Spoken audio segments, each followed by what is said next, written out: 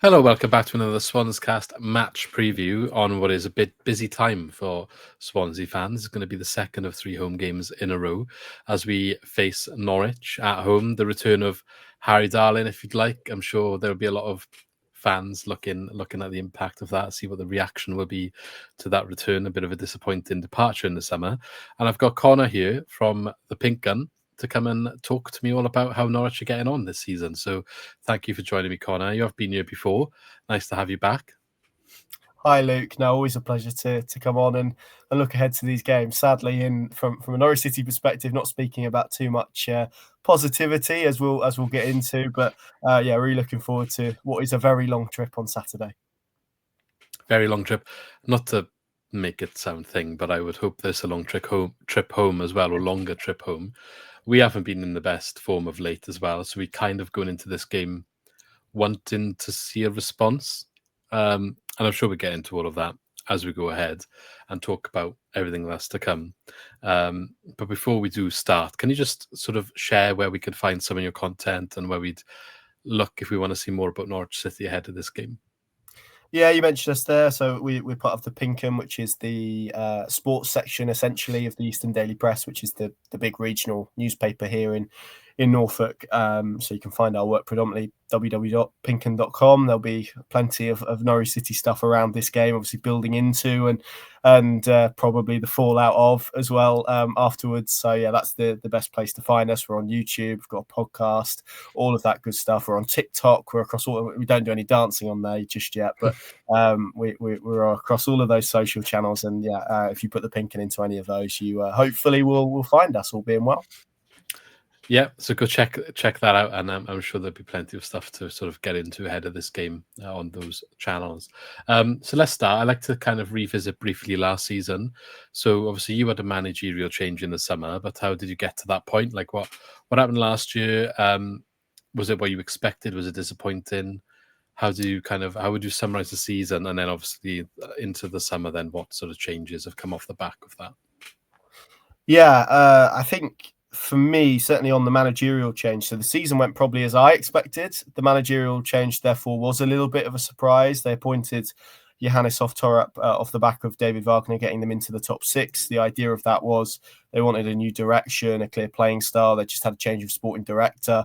They wanted to pivot away from what was quite an older squad, which had a lot of kind of 30-plus-year-olds, which for a club like Norwich who try and sell players on wasn't exactly the strategy that they wanted. So they went and recruited Johannes Torup from Norwich, who was seen to be a really up-and-coming coach, progressive in his outlooks, and with an acceptance that on a 3-year contract, it was going to take a little bit of time. And that I think it was sort of sold last year as a little bit of a transition season for Norwich fans. And by and large, most people accepted that. And there were some really good moments within that. One of the wins over Swansea, which I think was one of Luke Williams' final games, wasn't it? Which was one of the high points in terms of the way that they played. And when then they did play well, there was some really attractive, eye-catching football. There was young players who were excelling. Borja Science clearly had that incredible purple patch at the start of the year. And then from March onwards, really, they deteriorated. There was one moment I think I would pick up on, which was they went away to Blackburn in the March. And they scored a late goal into stoppage time. Antti Sienat swept the ball into the back of the net. And that goal would have taken them into the top six for the first time. They subsequently, a couple of players made a mistake. Blackburn got an equaliser a couple of minutes later. And from there, I think it was about 10 games later that Johannes Torup had gone. Results deteriorated. He won one of his final 11 games. I think the feeling generally was that there'd been a little bit of a shift in terms of the playing squad, maybe not quite buying into his methods. I think a few of those players knew that they'd reached the end of their respective roads as well. But I think there was still shock. They felt like there was kind of a change at some point in the second half of the season where actually the view was that this Norwich team should be trying to get into the top six. And that kind of felt like where they were at with it. That clearly wasn't the case. The performances had dropped off. I think there was probably an argument in terms of the data to make that call to sack Johannes Torup. But clearly somebody that the sporting director Ben Napper had gone out, recruited, put a lot of personal capital into, only for 10 months into what was sold as a 3-year project to kind of bin him off, really. So then we had Jack Wilshere for a couple of games, literally 2 games at the end of the season. One was a pretty tactically astute draw at Middlesbrough, to be fair, where they were unlucky not to win that game. Then they beat Cardiff, which was their last Carrow Road win, ironically, on the final day of last season, which will obviously go down well on this podcast, but they were already relegated at that stage. And I think after that game, there was a feeling generally that it was probably going to be Jack Wilshere who took the job on a permanent basis. He had connections with Ben Napper from their respective times at Arsenal. He'd kind of impressed in certainly what he was communicating publicly. He felt that was a little bit of an audition for him. He then didn't get the job. Norwich viewed that it just didn't quite have the experience they were looking for in the context and the moment that they were in. And then they went out and got Liam Manning, who clearly, you look at what he did at Bristol City last season, irrespective maybe of how he did it, he got them into the top 6. You look at his CV generally, he's somebody who has improved teams, outperformed resources, all of these elements tick boxes for Norwich City. And there was a lot of happiness around that appointment. And clearly so far, it hasn't quite gone as anyone really of a yellow and green persuasion would have liked. And I think now there's big question marks about maybe should they have stuck with Johannes Oftorp for a little bit longer. So that's kind of how we've got to this point. And the start of the season, which I'm sure we'll get into, has been anything but good. Yeah, just having a look at your form. I know at the moment you're sitting in 22nd position, lost 4 in a row, 5 defeats in 6 games, I believe it is. Which I'm a little bit surprised, I'll be honest. I thought Liam Manning was a good appointment, as you just mentioned. I thought Norwich were going to look to do quite well this season. So how, can you explain what's happening on a pitch that maybe is resulting in the situation that you're in now, or is it just not clicking? Like, what's going on at the moment? It's a really tough one to answer. I mean, in terms of what's happening on the pitch, the answer is not a great deal. I think it's hard to work out. We've had 11 games so far under Liam Manning, and I think it's difficult to walk away with a discernible idea of what he is trying to achieve with this group in terms of the style. There's been a lot of criticism of how lateral they are, of how ponderous they are in possession. There's not a lot of creativity in the team. And they've been far too easy to manufacture chances against. Again, you look at kind of the XG numbers and they're I think 3rd from bottom, and if you take penalties out, 2nd from bottom. So there's not really been an improvement defensively, which is their big Achilles heel from last season, and they've got worse from an attacking perspective and on the ball as well. And I think you look at most of the metrics, and it's really hard to read. I think probably the wider and broader debate is actually since relegation from the Premier League in 2022, when they went down with Dean Smith after getting rid of Daniel Farke. They've had 4 head coaches, all of whom have been not particularly similar. There's been a flip-flopping in strategy. Their recruitment processes haven't been good enough, really. There's just been a general malaise that has taken hold. So I think that probably the question where Norwich fans are at is actually how much of this is about Liam Manning and in himself. Of course, there's elements to what they're doing from a football perspective, as I've just outlined, that aren't good enough. I mean, to have a striker like Josh Sargent, who I think is kind of widely regarded as one of, if not the best, number 9 in the division, and to get him to a stage where he is so starved of service. And on Saturday in their defeat against Bristol City had fewer touches than their goalkeeper. And that's not a kind of irregular occurrence so far this season. So there are footballing issues, but for me, it's probably the wider point and wider piece of where Norwich are at as a football club at the moment. And that is the bit that I think causes concerns because, and again, I don't want to come on here and criticise Swansea, but, they're another club who have come down and struggled probably to find some rhythm and some consistency. Yeah. I was going to say, I didn't know if you're talking about us then for all of that segment, to be honest. So many things that you said that can apply to us, even with the current season, as much as our league position looks a little bit more friendly than yours today. You mentioned the XG statistics and tables, and I don't know if you noticed, one of the clubs that might be below you there. Ready for a great, enthralling, riveting game, I'm sure, on the weekend. So... Yes, but equally, I think as Derby found out, they hadn't won at home at all, and Norwich rocked up, and Norwich were very good for 45 minutes, and they still found a way to beat them. So at the moment, and this is kind of where Norwich are at, feels like a great time to play them. If you're a team who, as you said, right from the off, want a reaction, need a result, then Norwich are the team that you want, I think, coming up on your fixture list at the moment, because there's this saying in football, isn't there, that good teams find ways to win games. Well, this Norwich team over the last few weeks, 6 weeks or so, have found ways to lose games, and I think maybe that's indicative of the type of team they are. So yeah, like you say, that the general malaise, I think, has caused frustration. That there are other pieces going on in terms of the away end at Carrow Road is being moved behind one of the stands, which means as a result 3,500 season ticket holders are being moved from their seats to other parts of the stadium. That's been done without any consultation. So there's a kind of a lot of wider stuff that's going on. It just feels like it's a little bit of a mess at the moment, in truth, on the pitch, off the pitch, and there's real anger in the fan base, and that, of course, in part is directed at Liam Manning, but I think most people recognise that it doesn't start and stop with him. I think he is a problem, but probably not the problem at Norwich City at the moment.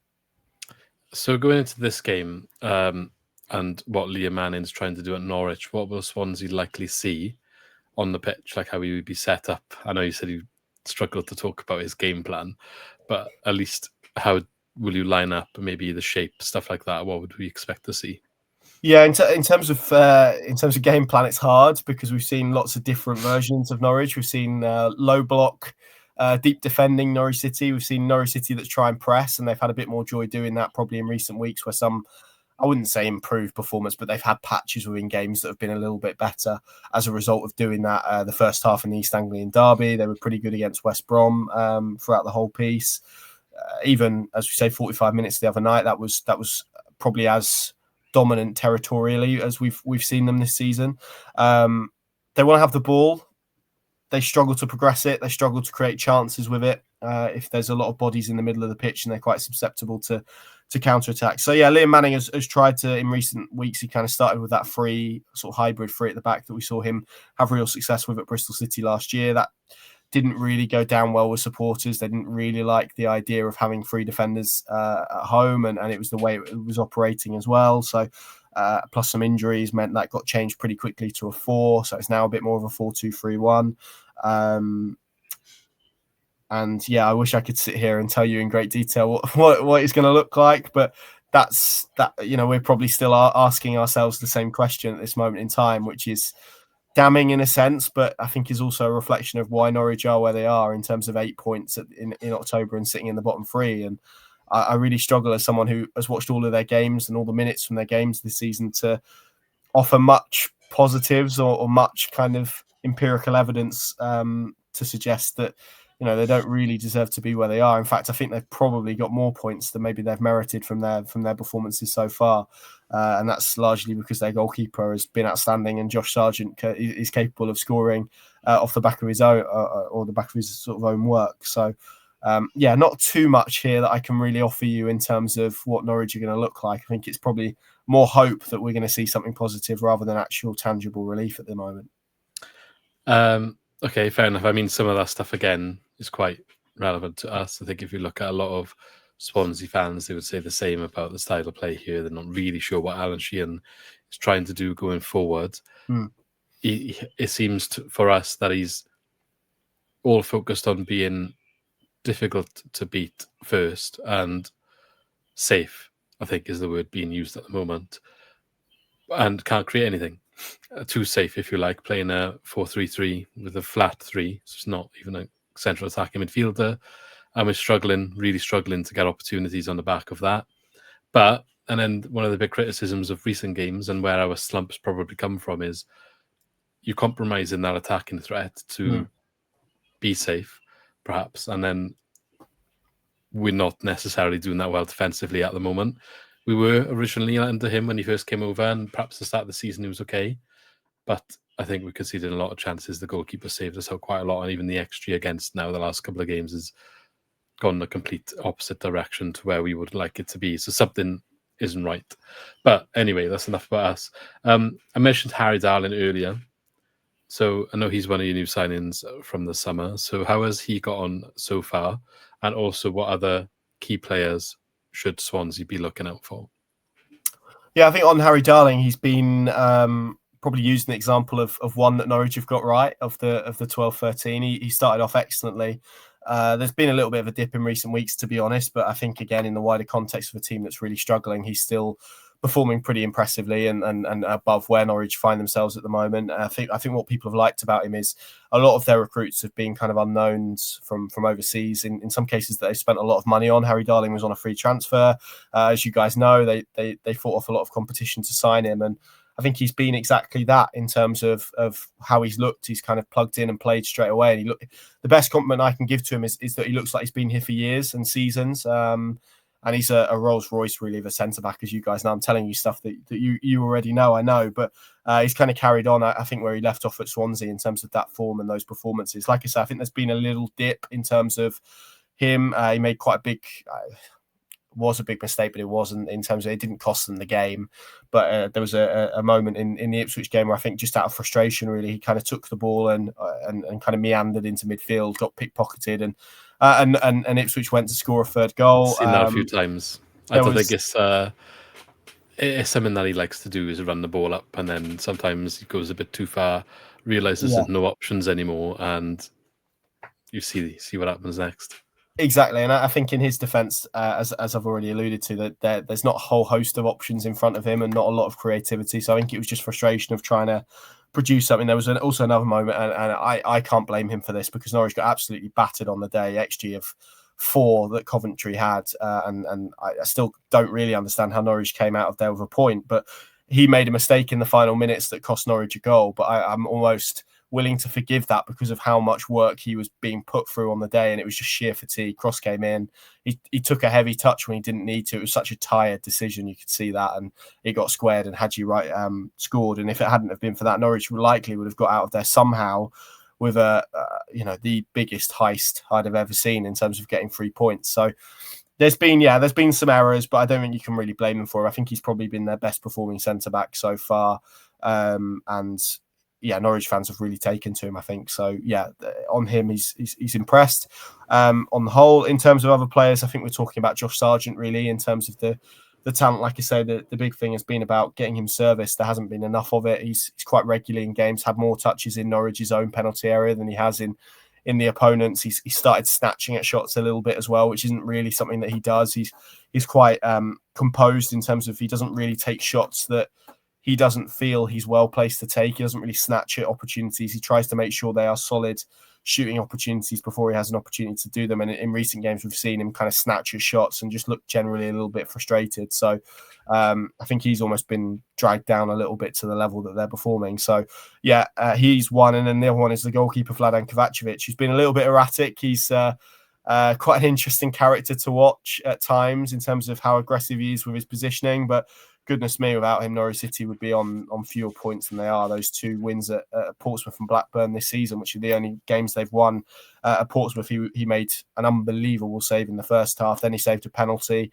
And at Blackburn, with Norwich 1 up and with 1 man up as well, produced a brilliant save in the second half to keep that at 1-0. And moments later, Norwich went down the other end to make it 2. So he's been a real standout as well. And another, probably alongside Harry Darling, really, a member of that huge amount of recruitment that Norwich did in the summer that people have applauded as a general rule of thumb, particularly after letting someone like Angus Gunn go, who clearly had a big history with the club and boyhood Norwich fan and everything. Obviously, Dad's a legend and stuff like that. I think there was a lot of criticism around that decision, but he's come in, and the best compliment you can pay to him is that nobody's really spoken about Angus Gunn so far. So, those are probably the players. I think beyond that, I'm struggling really to give you too much. Okay. If I could ask, then you've already taken Harry Darling. Would there be any other Swansea player that, if you could take them to Norwich, you would have them in your team? Yeah, it's a good question. Obviously, you guys have got Adam Eder, who we know well, and I'm really intrigued to see how he gets on. I'm not saying that I'd kind of want him back at this stage, but I'd be intrigued to kind of see how he gets on Saturday and the type of motivations for him. I think in previous years, if you'd have asked me this question, you probably have previously when I've come on, I think I'd have said Matt Grimes in terms of the type of midfielder he has. But obviously, you guys, that's right. He's just top of the league now. It's already exactly. Not to rub it in. So he would have probably been my answer, to be honest. So I think it's an interesting one in terms of where Swansea are. It's been like you say, probably quite intriguing to watch them and maybe what's gone wrong, because it felt like you guys kind of had a decent-ish start, although everyone's Yeah. kind of had a decent start in relation to Norwich. That's But what it felt like. think, But go on, don't know. sorry. No, I was just saying that's what it felt like. I don't know what happened. So Yeah, exactly. It's gone a bit downhill, but yeah, we'll see. So I feel like probably the obvious answer in terms of with the Harry Darling element as well is Ben Cabango. I know those two had a really strong partnership at points during their time at Swansea. So I'd probably look at him to be honest. And yeah, I think Cabango would be the obvious answer in that. And I'm sure he probably couldn't do much worse from a defensive perspective than some of those in Norwich's back line. No, that's fair enough. They did have a good partnership. I think I still think he's playing quite well, even though I said our defence is, we conceded chances we shouldn't. I just think it's a team problem more than a specific player thing. Okay, let me push you for a prediction for this game then. How do you think it's going to go? I hate coming on opposition shows and predicting Norwich to lose, but I'm really finding it difficult at the moment. I think if you've watched any of Norwich this season, it's hard to create a case that they're going to win a game, which is a really sad state of affairs that they're in. Like you say, lost 4 on the spin, 5 in 6. They're a team that find ways to lose. So I'll and even this seems mad to say, I'll try and be optimistic, and I'll say on the basis of like what you said about Swansea's struggles and their form as well, maybe Norwich can come away with a point and just stop the rot. So I'll go with an optimistic from this side 1-1 draw. It could very well be 1-1, 0-0 or something like that. I could see if the both teams are really struggling for the goal scoring.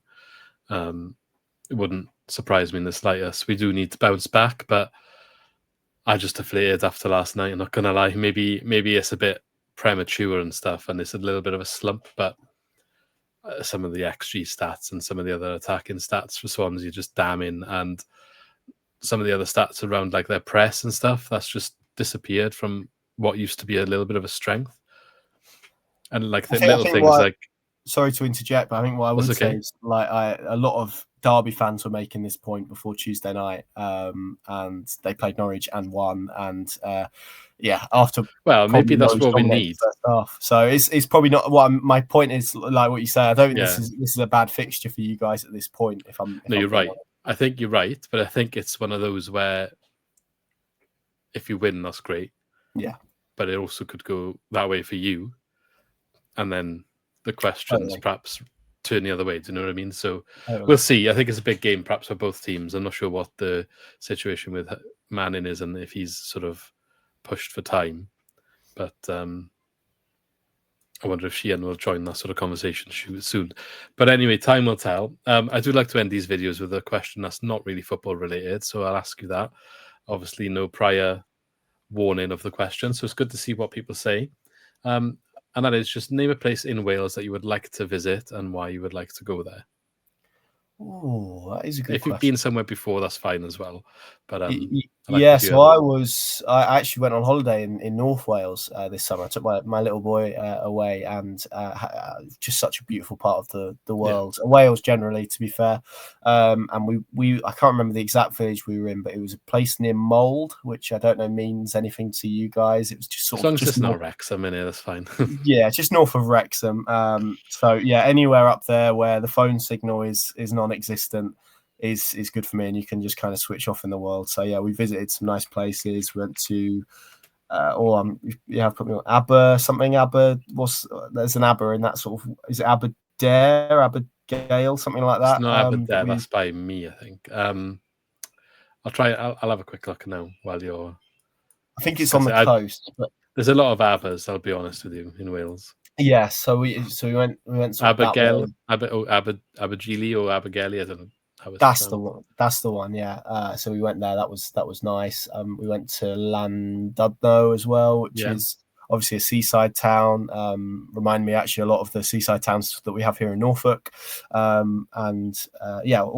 just had a really nice time up there. It was a really nice sort of few days to switch off. So that's probably where I would choose. But it's a beautiful country, and even though it's a long way, like everywhere's a long way for us in Norfolk, as you guys know.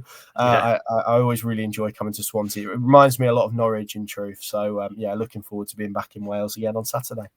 Hope you have a safe journey, but I completely feel you on the distance thing. I think every trek for us on an away day is a trek, especially now Cardiff's gone.